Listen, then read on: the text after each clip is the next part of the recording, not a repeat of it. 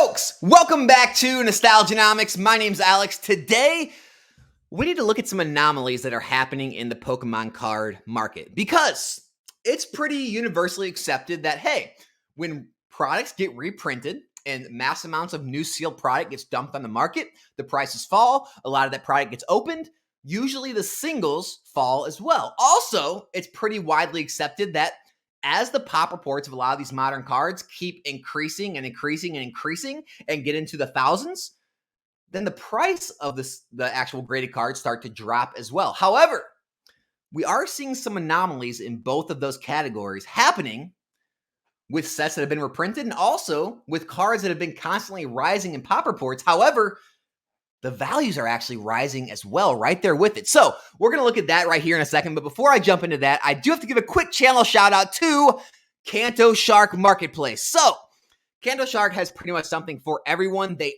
only deal with Pokemon. That is what they are interested in. That is what they are experts in.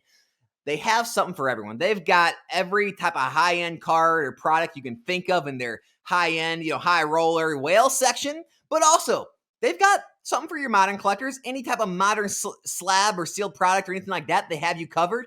Look, I know Japanese is still rocking. It's still a thing. They have a whole Japanese section for anyone that's interested in Japanese stuff. Now, getting to the sealed section, which is obviously my area of expertise, I've been scrolling down this, and yeah, they have a lot of high-end stuff, but they have a lot of really affordable items. I mean, look down here.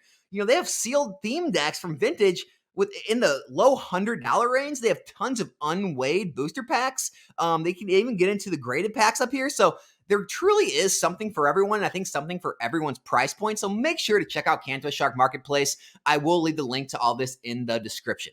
Now, talking about some of these anomalies.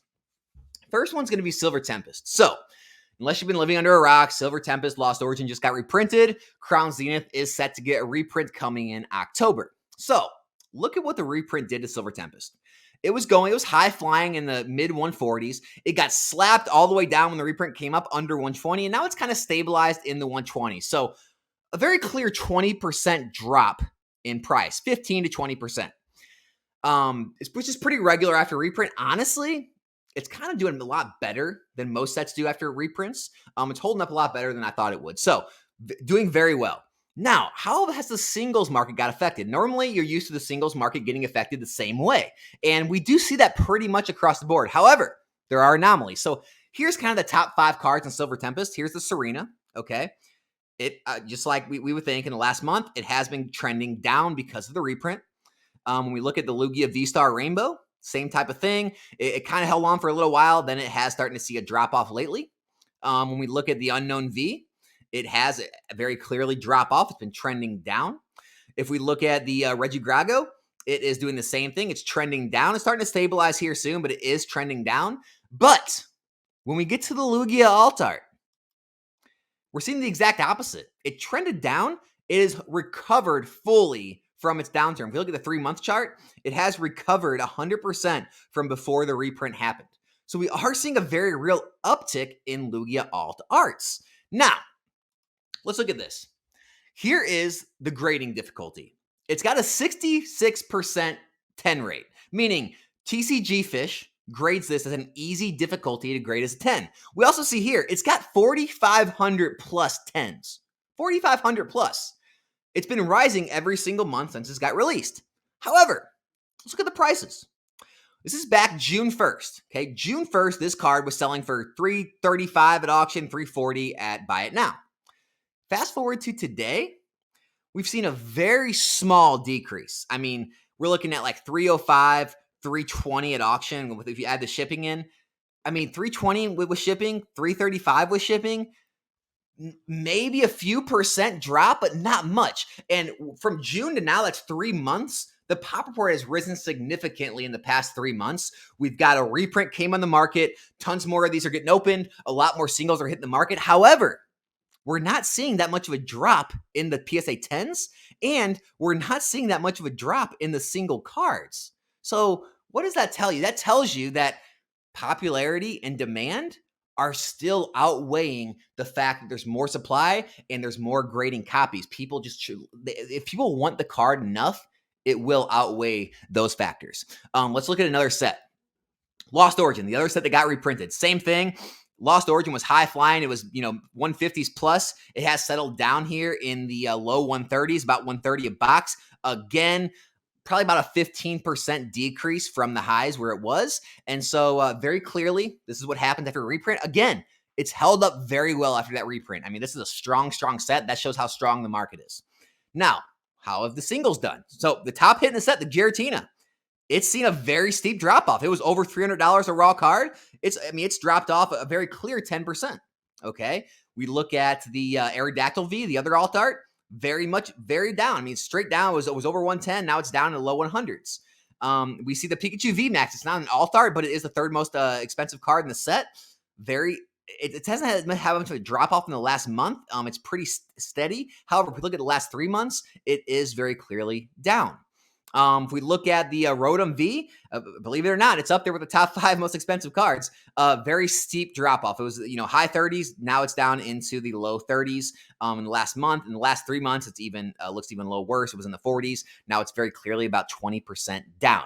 However, we do have anomalies. Look at this Pikachu V. This is not even the V Max, right? This is the big Pikachu V Max trainer gallery. This is the other trainer gallery Pikachu, Pikachu V. Look at this. Look at this chart. Completely different. I mean, it's been straight up pretty much since the reprint. If we look at the last 3 months, it's down. However, in the last month, it's shooting up. I mean, we're talking low 20s to getting into the high 20s. We're talking like a 20, 30% increase. Now, this is going to blow your mind even more. So, TCG Fish, it's a almost 1,500 PSA 10 card. Again, easy to grade, 60% 10 rate. However, look at this. This is going to surprise you. June 3rd, 3 months ago. Okay, we got all of June, all of July, all of August now.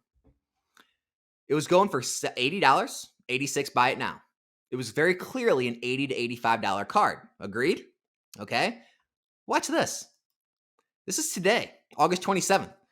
$85 plus shipping, $89.99 plus shipping. It is now as much or more than it was back then, meaning reprint didn't stop it. The influx of more singles didn't stop it. The pop report constantly rising didn't stop it. It's still selling regular. I mean, you can look at this. 27th, let's scroll down. 26th, let's scroll down. I mean, 115, 90. These sell pretty much every day as a PSA 10. Again, the popularity and the demand outweigh the fact that more new product was introduced, more new singles, the pop reports are rising, et cetera, et cetera. You need to realize this when we move into these newer sets. Last one up, Astral Radiance. Now, Astral Radiance, it's a set right before Lost Origin. No, it didn't get reprinted. However, it tells a very similar story. So, Astral Radiance, over the last 3 months, it actually has been up. Okay, it has been up pretty significantly. It was in like the low 120s. Now it's in the 130s. At least 10%, if not more, growth. Okay. However, singles have been falling.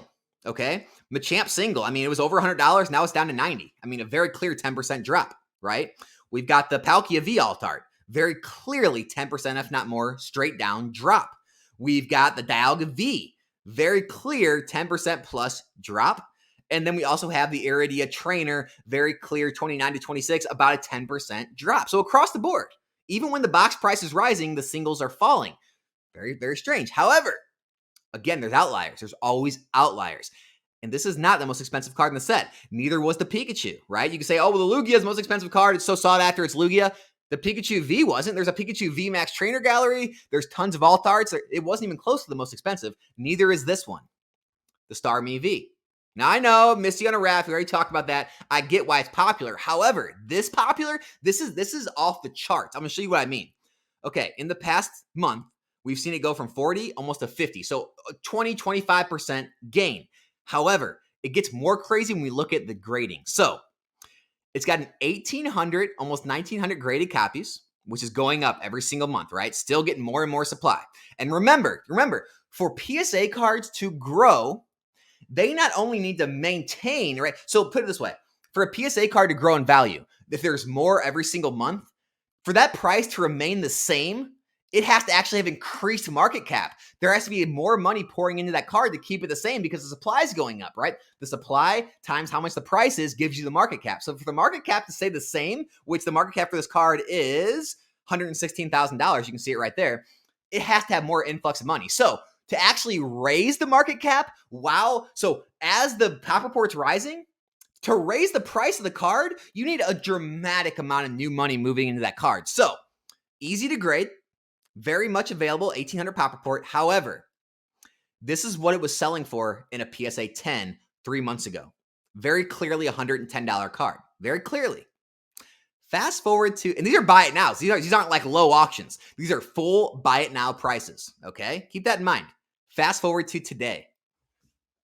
It's almost a $200 card. It's almost 100% gain. So, all those people who say, you can't invest in PSA cards. Everything's going to zero. You have to grade your cards to get the value.